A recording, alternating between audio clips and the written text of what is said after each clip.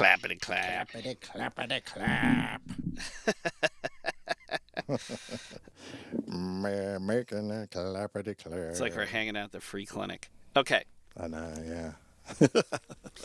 It's free. That's right. So is the clap. All right. Yeah. All right. Why don't you go ahead and start?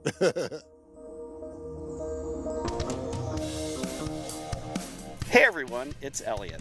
And Todd.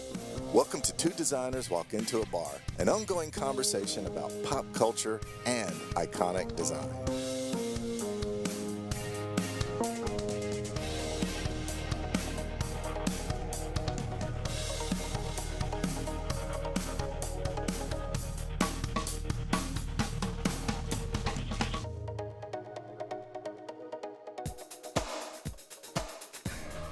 Today our pockets are full of quarters for the jukebox.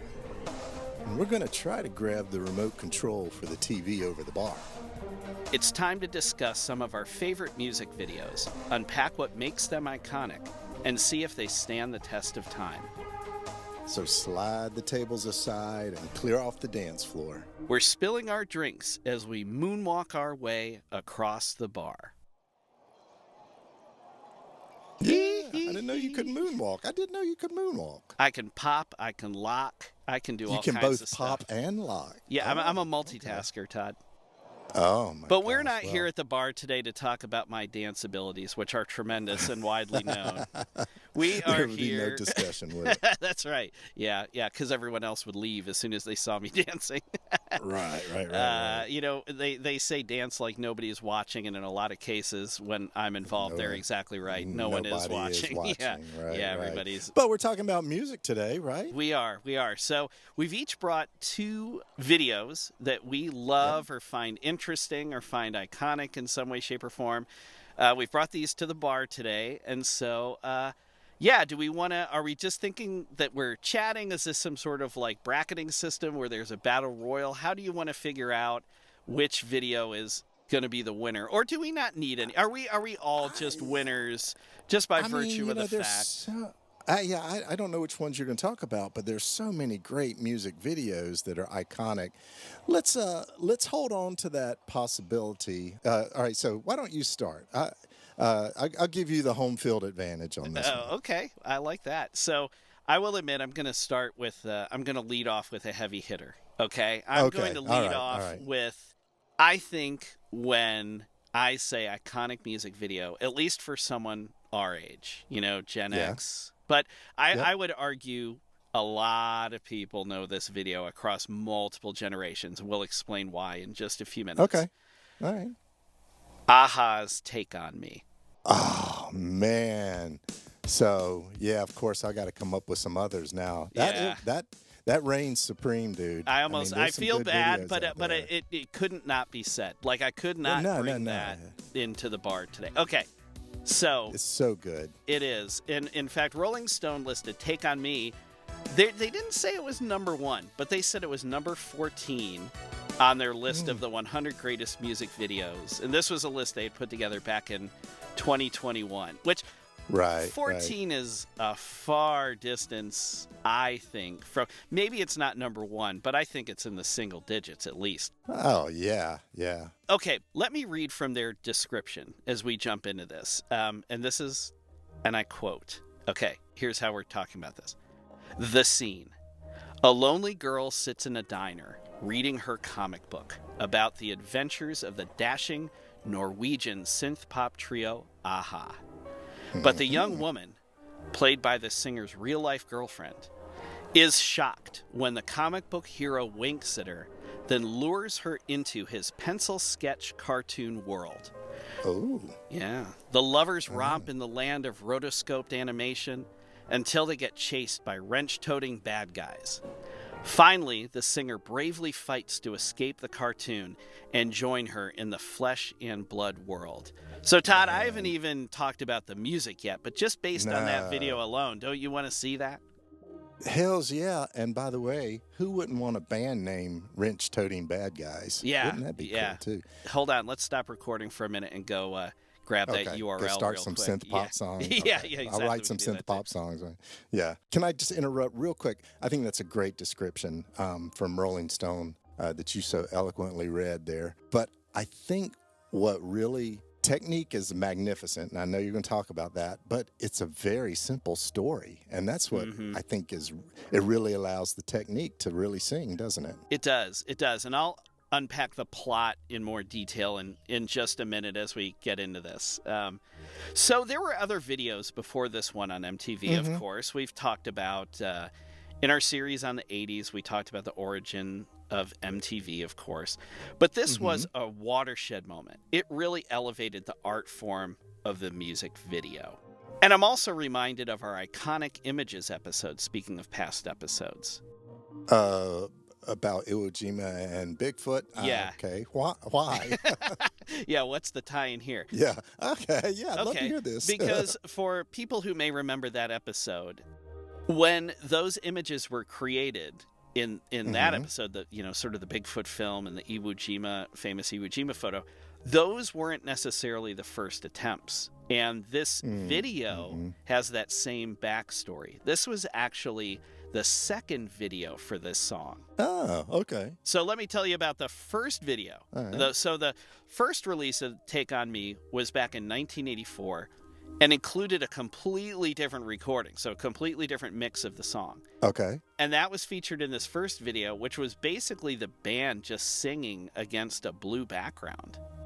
I mean, I love Norwegians and all, but that sounds kind of meh to me. Yeah, 100% meh, Yeah. right? Yeah. So the second video from film director Steve Barron is the one that we all know and love. Okay, so you mentioned a little bit at the top of the episode, but for the uninitiated, can you dig a little bit more into the plot of the video? Okay, so you mentioned it's a simple story, but within that simple story, there's a lot of detail, right? Yeah, yeah. So the video's main theme is a romantic fantasy narrative, Mm-hmm. and it begins with a montage of pencil drawings in a comic book style representing motorcycle sidecar racing, Right. in which the hero, which is the lead singer of Aha, Morton Harkett, Who's dreamy? he is very dreamy. He's still dreamy now. Like if you go online now and look at him, he's got a painting somewhere in a closet. He's got one of these sketches, Todd, that's aging because he's still good looking. Norwegian got it like that. Yeah, I mean, isn't it Neutrogena, whatever? Isn't that from Norway? So he's probably like using that.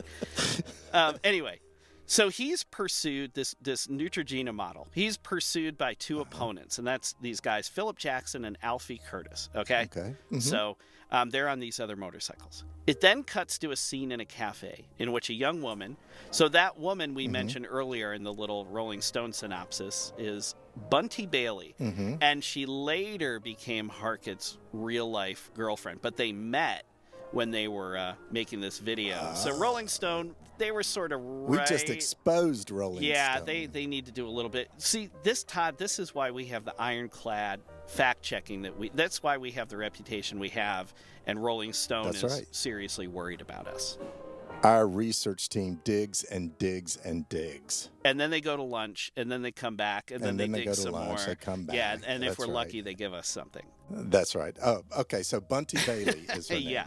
So she's sitting in the cafe reading the comic book we talked about a minute ago, right? Right. And so as she reads, the waitress brings her coffee and brings her the bill, right? So she's just hanging out in this cafe having coffee reading. The comic's hero, so Morton, after winning the race, seemingly winks at the woman from the page. So the comic starts to spring to life. Yeah. And his pencil-drawn hand suddenly reaches out of the comic book, inviting the woman into it. So you have this real-life scene, this typical film scene, and then you have this animation, this black and white animation layered on top of it, and it's beckoning her into this comic book. Yeah.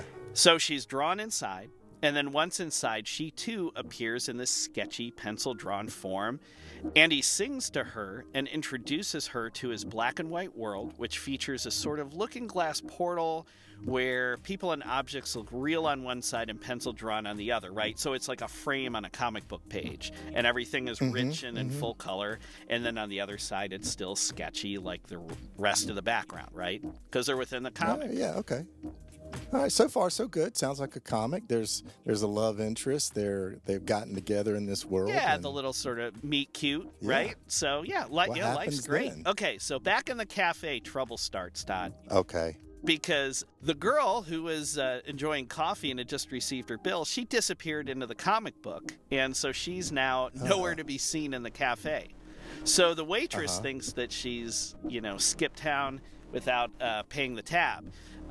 So she grabs the comic book, which is still sitting there, crumples it up, and tosses it into the trash, but behind the lunch counter. So this now causes the heroes, two opposing racers, to become villains.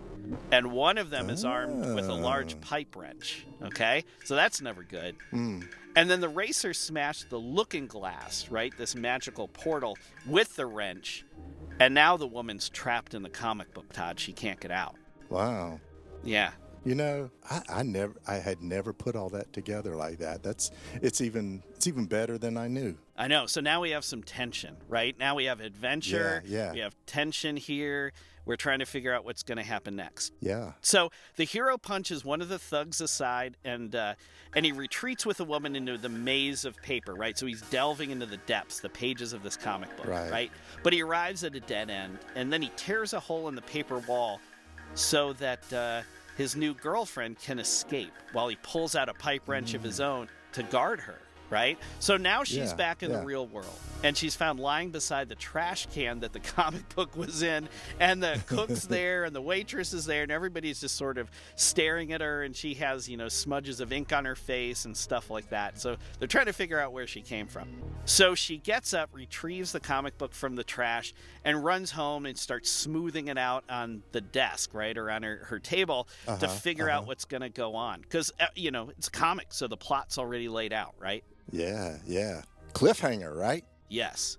So no one's walking away from the video at this point. Not yet, no. So in the next panel, the hero, lying seemingly lifeless, causes the woman to cry. I mean, she thinks that he's gotten... No less dreamy. But he's gotten, she's thinking he got hit in the head with his pipe wrench, right? These bad guys. Yeah. However, he then wakes up and he tries to break out of his comic book frames. And at the same time, his image appears in the woman's hallway, seemingly torn between real and comic form. And he's hurling himself repeatedly left and right against the walls as he's going from sketch to real life back to sketch. It's almost like a static glitch. It's almost like a hologram or the Matrix or something before that sort of thing exists. He's caught in between. Yes, very much so. He's in his sort of artistic liminal state, right? So he's hurling himself against the walls, and obviously the hallway is kind of like echoing the frames in a comic panel. And he eventually falls on the floor in his attempts to shatter his two-dimensional barrier. And then actually this is a nod, which I didn't know this. I didn't think about this until doing some research on this. This scene is actually largely patterned after a climactic scene in 1980s film Altered States. So we should post the scene to that on this episode page so people can make the comparison. So he escapes from the comic book by becoming human, and as he stands up, he breaks into a smile. And Todd, the woman also smiles, and she rushes towards him. Oh, I gotta get a tissue, Elliot. I'm sorry. And that was a little too much for me. Come on, a happy ending. It was the 80s, it right? Was. We had to have a happy ending. It was. That was. It wasn't exactly a rom-com, but it was, there was some rom. I mean, I don't. There was a lot of rom going on. I don't know. Not a lot of com. No. We're way more. I give it a 10 on the rom. Yeah. I give it an 11. Oh wow. Okay. So that's probably because of the technique and the building of the tension because of that interesting technique, right? Yeah. So let's talk about the making of this video a little bit. Okay. And there have been, and we can post some of this on our episode page. There have been documentaries done about this video and all the work that went into it, and we'll just explain some things at a very high level. And then if folks want to dig into it more, you're certainly welcome to, and we'll provide some resources to do that. Okay. So this video was filmed in 1985 in a small restaurant, which at the time was called Kim's Cafe, and on a soundstage, both in London. Mm-hmm. So the video only took 2 days to film. It's pretty simple. Mm-hmm. If you just look at the setup for the video, there's nothing really complicated. So when they say it took 2 days to film, I believe it. Probably one day on location and then the next day on the sound stage. Because the sound stage is a white sweep with a band playing on it. Like there's no set decoration really. But it's what happened next that makes the video so great. So it used a pencil sketch animation and live action combination technique called rotoscoping, which we had talked about earlier, right? So the live action footage is traced using a frame by frame process to give the characters realistic movements. Yeah. And the video was produced by a company called Limelight Productions. And the crew included the aforementioned director Steve Barron, a producer named Simon Fields, cinematographer Oliver Stapleton, editor Richard Simpson from Rush's Film Editing. And I would say if ever there was a name that was appropriate, it would be that, because they were crunching on getting this thing done. Yeah. And animators and married couple in real life, Michael Patterson and Candace Reckinger. Okay, so Todd, 2 animators. Remember that. Wow. That's a lot of drawing for 2 animators. Okay, so there were approximately 3,000 frames from the original video that were rotoscoped. And that took 16 weeks to complete. So I ran numbers because I was thinking, well, 16 weeks, 4 months, that's plenty of time, right? Yeah. Okay. Yeah. But when you break it down, that's roughly 27 sketches a day, or 13 per animator per day. And that's 7 days a week for 4 months. Whoa. I love to draw, but 7 days a week for 4 months, that's a lot of drawing. I think these guys not only perfected the music video, they also perfected carpal tunnel. Yeah, I think so too. I hope they got like a pencil sponsorship or something out of that. Yeah, really. So the idea of the video was actually suggested by Warner Brothers executive Jeff Aroff, who was pivotal in making Take On Me a globally recognized music hit. Wow. So finally, a record exec who did something right. Yeah, very rare. Yeah, for the artist, right? Yeah. Who said, let's spend more money. That's very rare. So did this video win any industry recognition? I would bet it did, but I don't remember. Yeah. So let's start by saying this was one of the first true music videos made specifically for MTV and similar sorts of channels, right? Oh, right. They weren't reusing existing footage from TV shows or concerts or things like that. So it doesn't surprise me that it had the impact it did, because it was really built for the medium it was showcased on. Right. So at the 1986 MTV Video Music Awards, the video for Take On Me won 6 awards, and they are Best New Artist in a Video, Best Concept Video, Most Experimental Video, Best Direction in a Video, Best Special Effects in a Video, and perhaps most importantly, Viewer's Choice. Yeah, I'd say nailed all of those. And it was actually nominated for 2 others, Best Group Video and Video of the Year. Oh, okay. Wow. So that's just MTV. Yeah. And then it was also nominated for Favorite Pop Rock Video at the 13th American Music Awards in 1986. Wow. It's also, it's pretty major pop culture splash, too. I would say we saw more rotoscoping after that. Definitely. So a few other stats here. On February 17th, 2020, the video reached 1 billion views on YouTube. So it wasn't the first video to do that. Yeah. But there were only 4 other songs in the 20th century that had reached that mark. And they are, in no particular order, November Rain and Sweet Child of Mine by Guns N' Roses. Okay. And then this next one should be no surprise, Smells Like Teen Spirit from Nirvana. Oh, yeah. And this last one I thought was pretty interesting, Bohemian Rhapsody by Queen. The only thing I can think about that was that must have been after Wayne's World. Yeah. And that made Take On Me the 5th video from that time period to do so. And they were the first Scandinavians to achieve that milestone, Todd. So I know you love Canadians, but I have a feeling you might also secretly love Scandinavians. I love Scandinavians too. Absolutely. Nice people, Absolutely. cold climate. Nice people, yeah.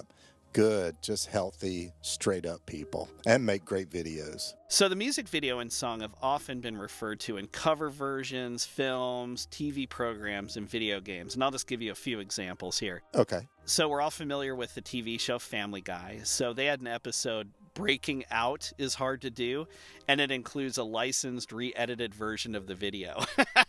So, when you think about the hallway scene and everything like that, that makes total sense. Uh-huh. And then Volkswagen, if you remember watching the Super Bowl a few years ago, they created a television ad that was inspired by the video. Uh-huh. And then the visuals of the video were used as an homage in a section of Paramore's 80s-driven music video for the song Caught in the Middle. And we'll post that on our episode page because it's a nod to all different aspects of the 80s, and that was one of the segments in the video. But just to wrap up, a-ha is still around today, and Bailey went on to have a little bit of a music video career. She appeared in videos for Billy Idol, Duran Duran, and AC/DC, among others. Oh, wow. And now she has a corporate job helping with executive travel. Nice. Oh, well, good. I'm glad she made something of herself. Yeah, she finally went and did something productive. Yeah. Oh, that's great. But, I mean, can you imagine being part of something so iconic, like that more than 1 billion people have seen you? Well, more than that, because 1 billion was only on YouTube, probably. Right. It was obviously seen on MTV. Can you imagine that? Wow. Yeah, it's amazing. Yeah. And unfortunately, as well as the video did, and as long as a-ha has been a band, they've never had another U.S. hit that's really even come close to Take On Me. Yeah. Speaking of which, the bartender told me she's come up with a new drink. Oh, yeah? What's it called? The One Hit Wonder. In honor of all the bands we love? Maybe. She told me it's because of the one time I actually paid our tab. Now that's something worth drinking to. Hold on, I didn't say I'd do it again. Oh, jeez.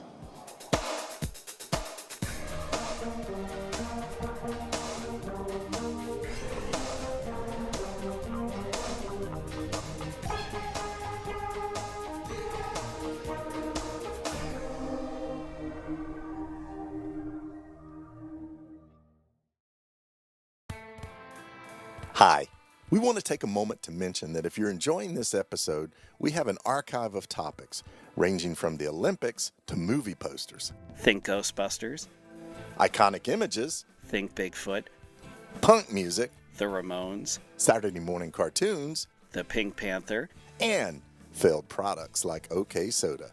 Visit our website at twodesignerswalkintoabar.com for full episode notes and visuals, the latest blog content, and to sign up for our newsletter. Follow us on social media. We can be found on Facebook, Instagram, Twitter, LinkedIn, and YouTube.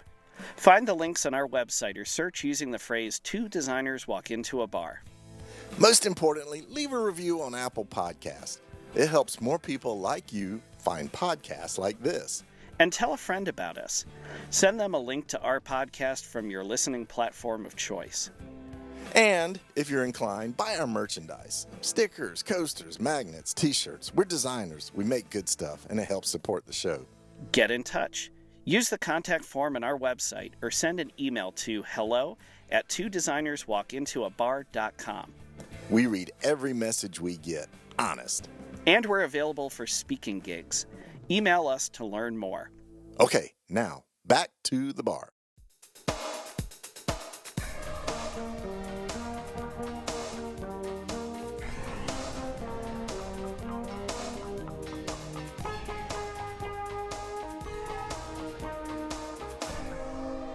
Todd, enough about my video. I feel like I made a strong first impression. What do you have? Dig in the crates and pull out one of your VHS tapes or maybe beta tapes or whatever you have. Yeah, beta tape. Okay, yeah, dust that off. Knock the dust off of it. Yeah, knock the dust off of it, put it in, and let's see what you've got. No, you're right. You came out of the gates really strong, my friend. That has always been one of my favorite videos, and, just on so many levels. And I have one, surprisingly, that might be, I love equally as much, and you might too. It's by a guy you may have heard of by the name of Peter Gabriel, and the video is Sledgehammer. Do you remember that? Yeah, that rings a bell, definitely. Yeah, it should. You said Take On Me was on Rolling Stone's best video list at number Yeah, 14, I think you yeah, said. We both agree it should be higher, yes. right? So Sledgehammer ranked number 8 on Rolling Stone's best music videos. And honestly, I think that's being a little slack too. I think it should be up a little bit higher than that. But it has some accolades to it. It still to this day is the most played video in MTV history, which is, that history kind of stopped about 2 decades ago. Yeah, But, I would so argue that it's kind of like, yeah, it's not going to be anymore. ridiculousness is probably technically That's the right. video Yeah, played it's like most, Buck in TV's Adams, history. still the most prolific buggy whip creator in all of America. I love his work too. I know. Okay, so it was the most played music video on MTV, and it happens to be also the most awarded music video of all time. Damn, so it got more awards than all the ones I just listed for Take On Me?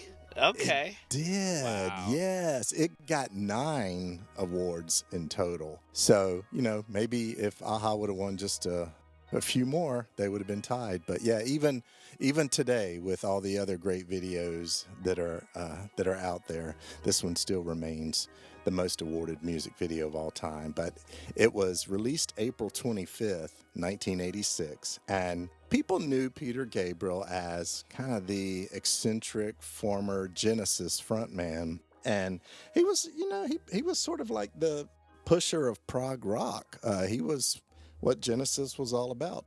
Went out on a solo career, had done a couple albums before this one. This one was called So, but made kind of a conscious effort with this album to go a little bit more, well, I would say to embrace the mainstream. He had not really done that so far. The song's name is Sledgehammer. That is derived from the philosopher Franz Kafka's quote that said, "Who said a good book breaks through like an axe in a frozen sea?"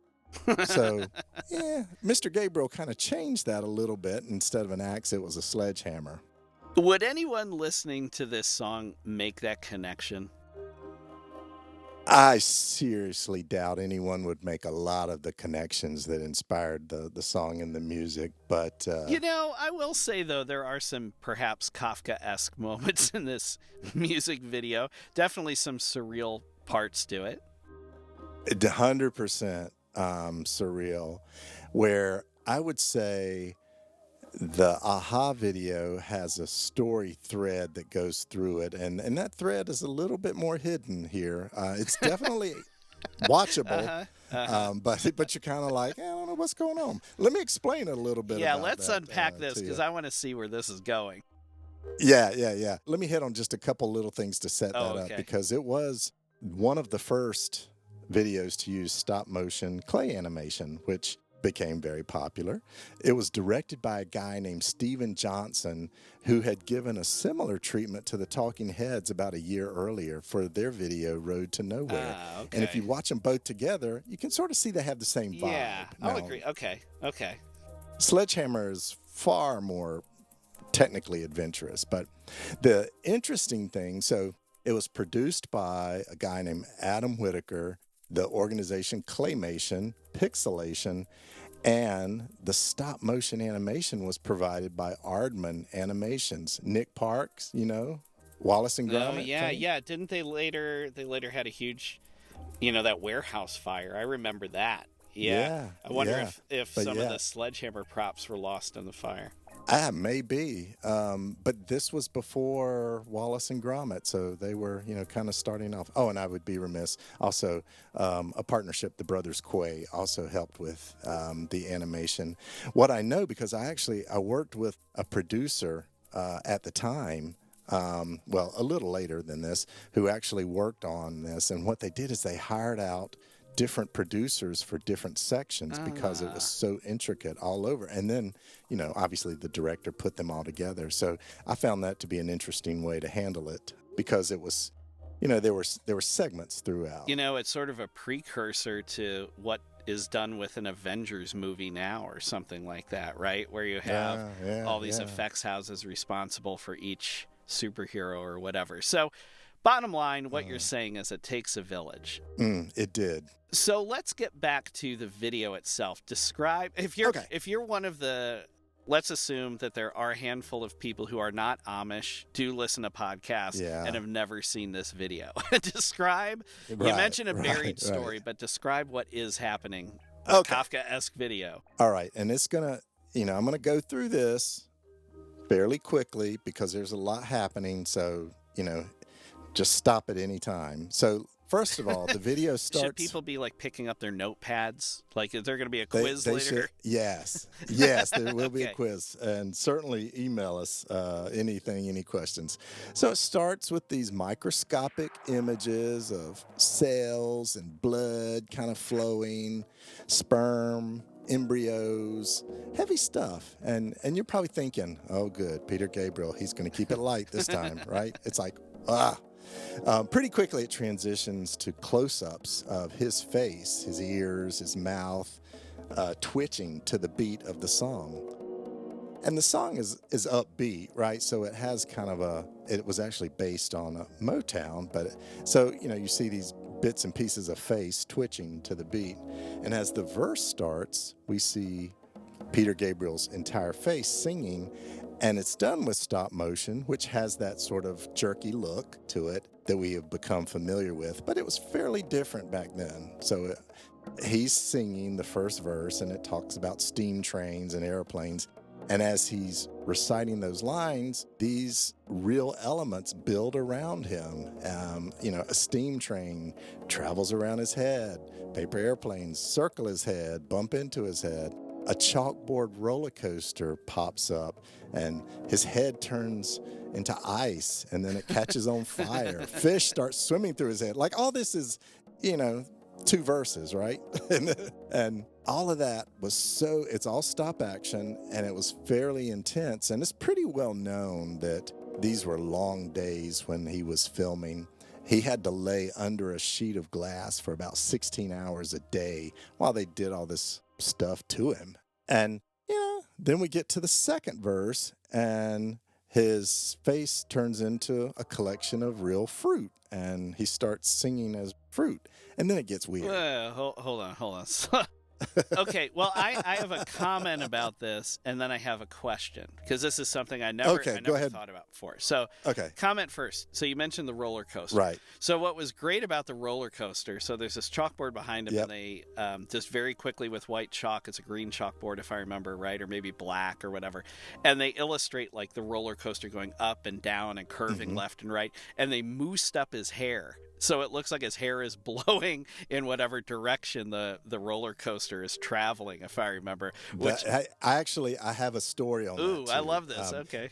They actually used Vaseline in his hair. Okay. And it took the on-set hairdresser 5 washings to get it out of his hair. I bet. Yeah, absolutely. The only thing worse than lying on your back for 16 hours under glass and hot lights is to have your head covered in Vaseline.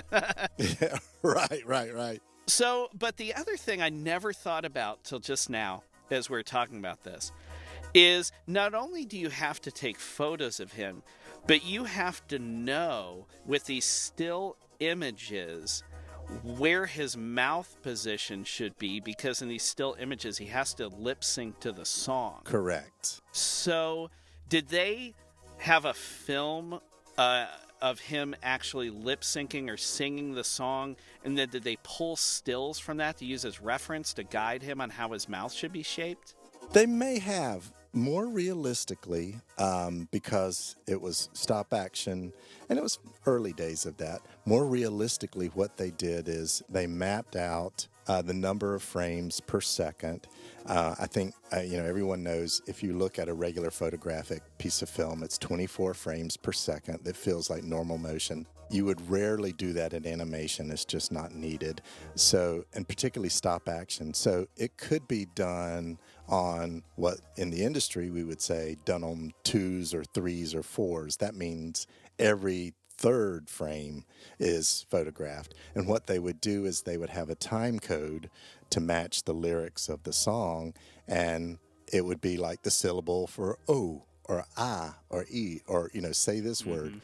So obviously, it matches up enough because of the technique, but it's not perfect. I would say it probably no, and because stop action, that's the beauty of it. So I would say the way they were doing it back then is they did probably map it out by frame count and just said, okay, now hold the O sound, or like you're saying roller coaster. And, Okay. So he's not doing every syllable, of course, but it's still pretty laborious. Yeah, oh gosh, yeah, I can't even imagine. Okay, so sorry, I didn't mean to sidetrack us.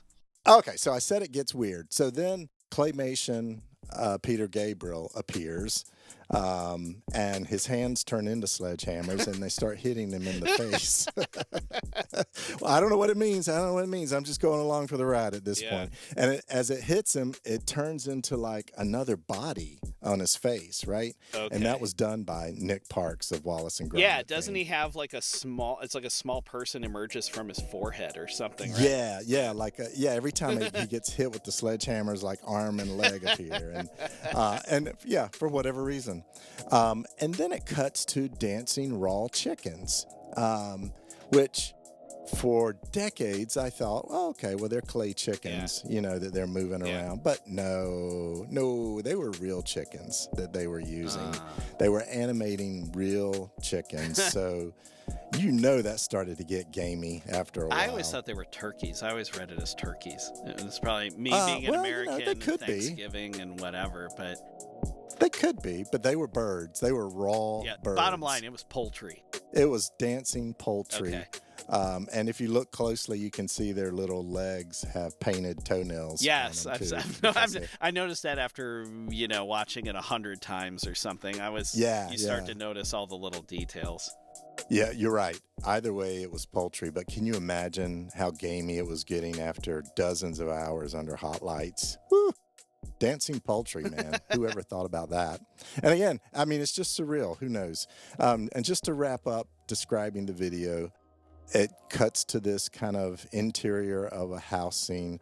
All these different shirts are flying off of Peter Gabriel, like these different pattern shirts. Yeah. He starts kind of like talking head style dancing in this crazy room with furniture and singers. They all kind of move in. Again, this is all stop action. Yeah, I remember this. So they're all kind of mysteriously moving around. The singers, if I remember correctly, sort of slide in from either side of the frame. Yeah.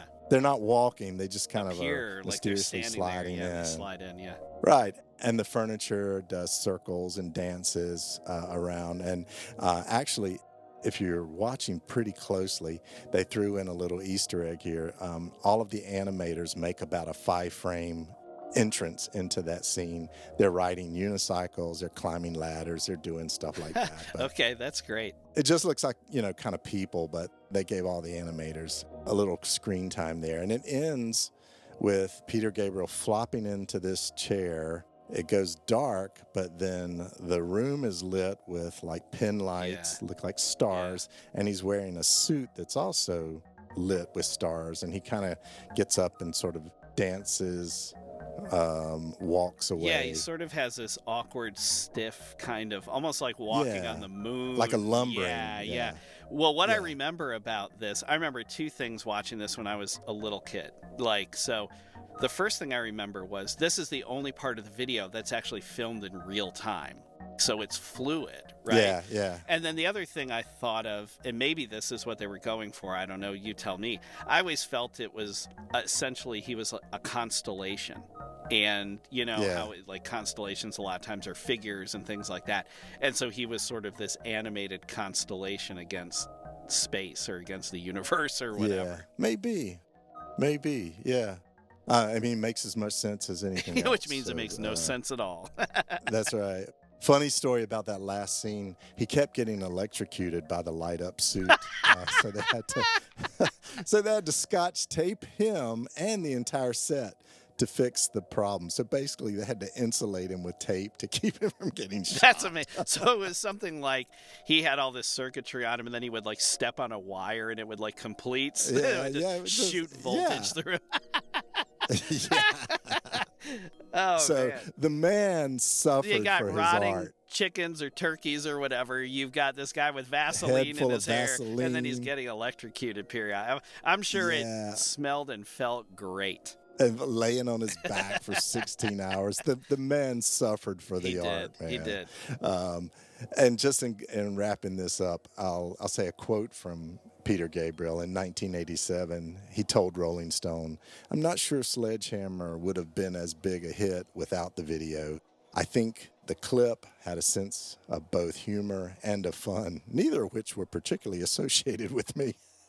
So, good on him. Good on him for doing that. Yeah, I guess being self-aware enough, but also doing it anyway, like giving the director, giving these other people the benefit of the doubt. Yeah, right. So, Todd, I was thinking, we have talked a lot about videos. Maybe what we ought to do is make this a two-parter, leave people guessing a little bit, and enjoy our drinks, and then come back next time and wrap this up. What do you think? That sounds like a great idea. There's a lot of great videos out there that we could continue to talk about. I think the best part of my idea was you buying us more drinks. Oh, wait a minute. I didn't. Did I hear that? I don't know if I heard. Oh, all right. Well, we'll see you next time. Drink up.